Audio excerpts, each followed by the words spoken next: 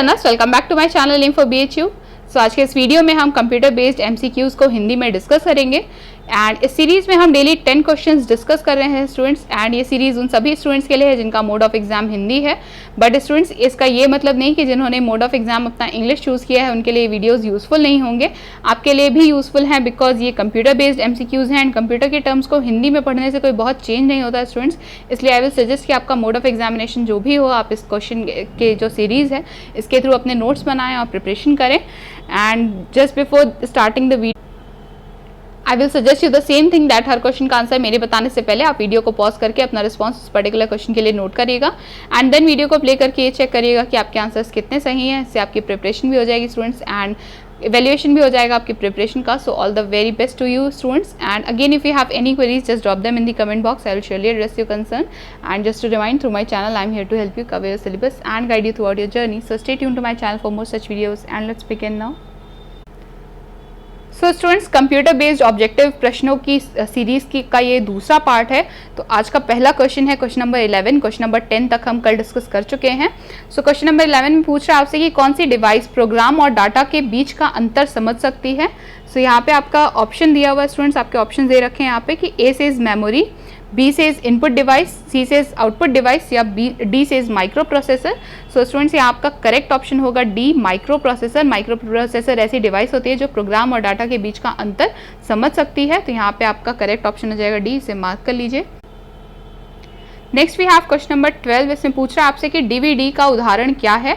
सो DVD का उदाहरण आपको यहाँ पे बताना है स्टूडेंट्स। तो ए ऑप्शन में लिखा हुआ है कि आउटपुट डिवाइस होती है ये, बी में लिखा है हार्ड डिस्क है, सी सेज ऑप्टिकल डिस्क है या डी सेज ऑब्जेक्टिव डिस्क है, ऑब्जेक्ट डिस्क है। ठीक है, तो यहाँ पे आपको बताना है स्टूडेंट्स कि डीवीडी क्या होती है, डीवीडी का किसका उदाहरण है इसमें से। तो डीवीडी हमेशा ऑप्टिकल डिस्क होती है स्टूडेंट्स, तो ये आप याद रखिएगा। तो यहाँ पे सी जो है ना, ये करेक्ट ऑप्शन है, ऑप्टिकल डिस्क का उदाहरण है डीवीडी। ठीक है, इसे नोट कर लीजिए। And next we have question number 13। इसमें पूछा आपसे कि किसका उपयोग करते हुए पहला कंप्यूटर प्रोग्राम किए गए थे।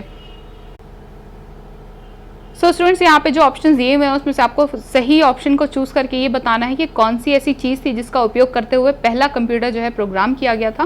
तो यहाँ पे ऑप्शन दे रखे हैं आपको, A machine language, B source code, C object code या डी असेंबल लैंग्वेज। सो यहाँ पे आपका जो करेक्ट ऑप्शन होगा स्टूडेंट्स वो है मशीन लैंग्वेज। मशीन लैंग्वेज का उपयोग करते हुए ही पहले कंप्यूटर को प्रोग्राम किया गया था।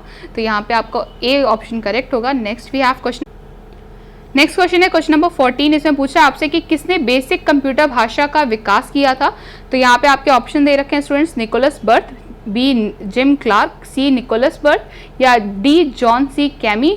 तो आप सबको पता है कि जो बेसिक कंप्यूटर लैंग्वेज होती है यानी बेसिक कंप्यूटर भाषा, इसका विकास जॉन जी कैमी ने किया था। तो यहाँ पे आपका डी ऑप्शन करेक्ट होगा स्टूडेंट्स, इसे मार्क कर लीजिए।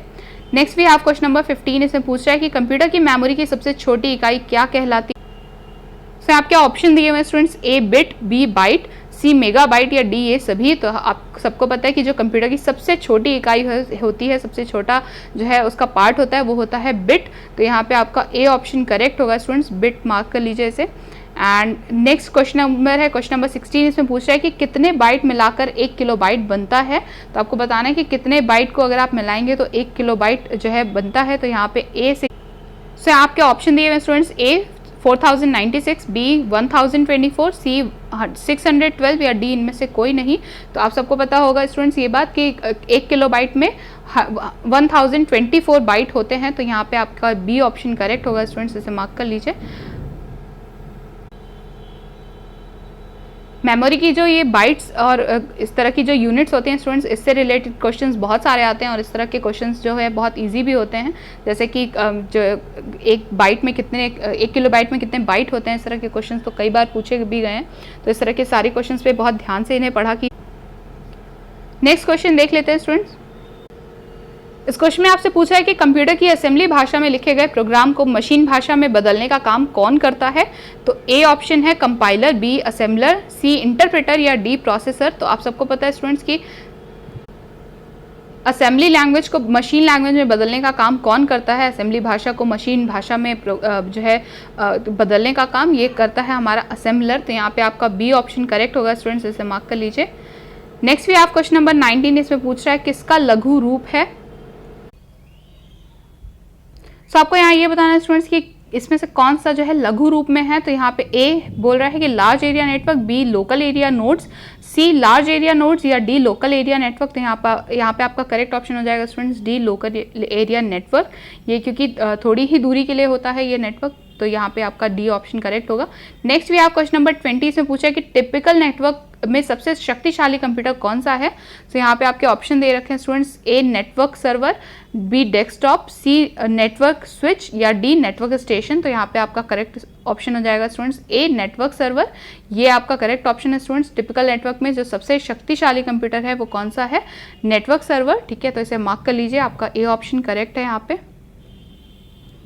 And this is all for today. धैर्यपूर्वक सुनने के लिए धन्यवाद। Thank you so much for listening patiently and hope the questions were clear to you. And students, as I upload videos daily and there are many more videos to come, so subscribe now if you haven't subscribed yet, and please convey your doubts in the comment box or through email. You can find my mail ID in the description box and stay tuned to my channel. और अगर आपको BHU BCom entrance से related किसी भी topic में कोई भी confusion है तो mention that in the comment box. I will include them as well. And stay home, stay safe, like the video, share it with your friends, subscribe to my channel and do not forget to hit the bell icon so you never miss any update from my channel. Happy learning students.